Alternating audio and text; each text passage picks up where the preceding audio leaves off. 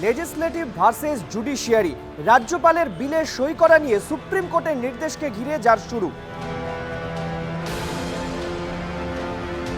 Supreme কোর্টকে ক্ষেপণাস্ত্র বলে কটাক্ষ উপরাষ্ট্রপতি জগদীপ ধনকর। ধর্মযুদ্ধে উস্কানি দিচ্ছে, একই আক্রমণ নিশিকান্ত দুবেরও।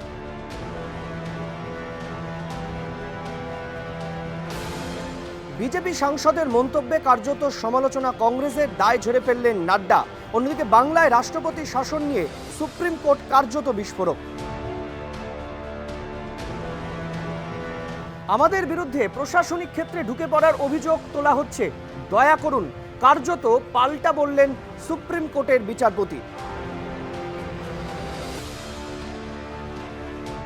অন্যদিকে রাহুল গান্ধী বিদেশের মাটিতে গিয়ে কার্যত রাজ্যের নির্বাচন কমিশনের বিরুদ্ধে বিস্ফোরক অভিযোগ করলেন, সমালোচনায় বিজেপি।